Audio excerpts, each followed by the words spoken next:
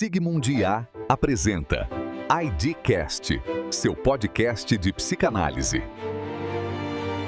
Olá! Então, hoje a gente vai mergulhar na Gestalt terapia. Sabe, é uma daquelas abordagens da psicologia que muita gente já ouviu falar, mas que na realidade é bem mal compreendida. E ela oferece uma perspectiva, nossa, fascinante sobre como a gente vive e, mais importante, como a gente pode mudar. Pois é, essa sensação é super comum, né? Aquele sentimento de que a vida está acontecendo em algum lugar e a gente não está 100% presente.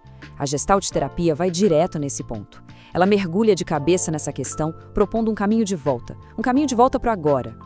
Para a gente entender bem essa abordagem, nosso roteiro vai ser este aqui. A gente vai começar lá nas origens, passar pelas ideias filosóficas que são a base de tudo, entender os conceitos principais, descobrir como a mudança de fato acontece e, por fim, ver por que a Gestalt é muito mais do que um conjunto de técnicas. Vamos nessa? Bom, para começar, vamos voltar um pouco no tempo para entender o cenário, o clima em que a Gestalt terapia nasceu. Era uma época em que o mundo da psicologia, estava fervendo. Imagina só, lá pelos anos 50, a psicologia era basicamente dominada por duas gigantes. De um lado, a psicanálise, sempre cavando fundo no passado para encontrar respostas. Do outro, o behaviorismo, que olhava o comportamento como uma simples resposta ao ambiente. O que as duas tinham em comum? Uma visão bem determinista do ser humano. E aí, no meio disso tudo, em 1951, surge a Gestalt. Ela chegou como uma alternativa, uma terceira força. A proposta era radicalmente diferente. As pessoas não são só um produto do passado ou do ambiente, não. Elas são agentes ativos da própria vida, com liberdade, responsabilidade e um potencial enorme para crescer. Essa frase do filósofo Jean-Paul Sartre captura a alma dessa ideia. O foco muda completamente, sabe? Sai daquela posição de vítima e vai para a ação, para a responsabilidade de construir a própria história a partir do que se tem. Mas para entender a Gestalt de verdade, não adianta olhar só para a psicologia. A gente precisa ir um pouco mais fundo, sabe? Conhecer as grandes correntes de pensamento que deram base para tudo isso. A primeira grande influência é a fenomenologia. O nome pode assustar, mas a ideia é investigar a experiência direta, pura.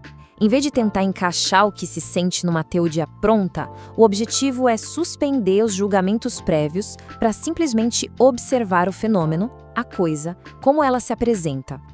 Em outras palavras, o que importa não é apenas o que aconteceu, mas como a pessoa está vivendo aquilo.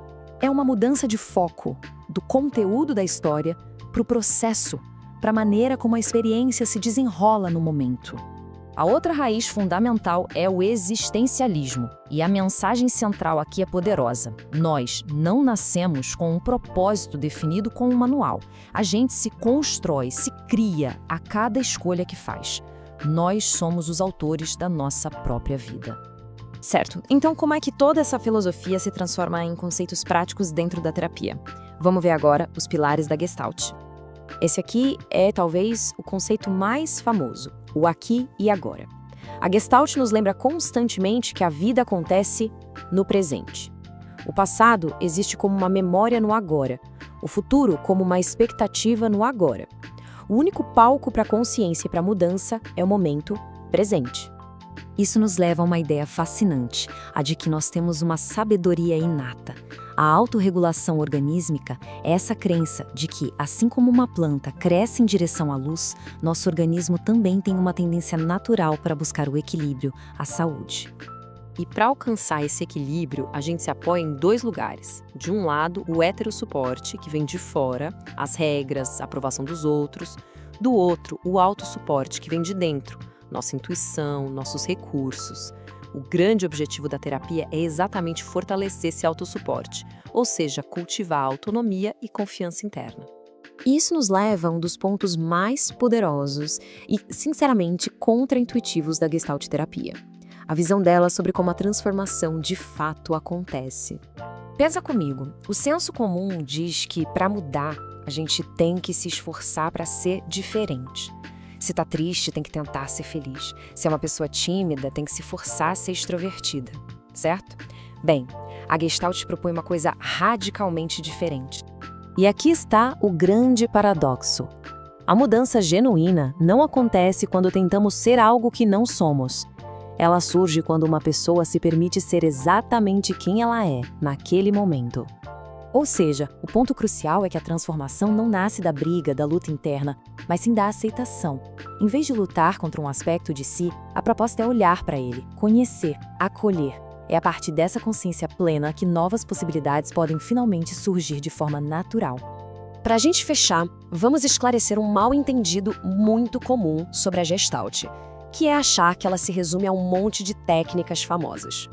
É verdade que existem técnicas, como a famosa cadeira vazia. Só que elas nunca são o objetivo final. Elas são ferramentas, são pontes para se chegar a um lugar muito mais importante. E esse lugar é a awareness, a tomada de consciência. É o estado de estar plenamente ciente do que está acontecendo por dentro e por fora, no aqui e agora. Todas as ferramentas da Gestalt servem para ampliar essa consciência. A cadeira vazia, por exemplo, não é um truque, mas uma forma de vivenciar um diálogo interno, de colocar ali uma parte de si ou outra pessoa para expressar o que precisa ser dito. A exageração de um gesto, como balançar a perna, ajuda a gente a tomar consciência do que aquele movimento está expressando. O objetivo de todos esses experimentos é sempre o mesmo: sair do falar sobre e entrar no experienciar a questão. Resumindo tudo, a grande mensagem da Gestalt terapia é um convite. Um convite para viver com mais presença, assumindo a responsabilidade pelas nossas escolhas e buscando uma vida mais autêntica, ancorada na realidade do momento presente. E fica aqui a reflexão final, que ecoa aquela teoria paradoxal da mudança. E se o segredo para a transformação não estiver na luta para ser diferente, mas na coragem de ser plenamente quem já somos, aqui e agora?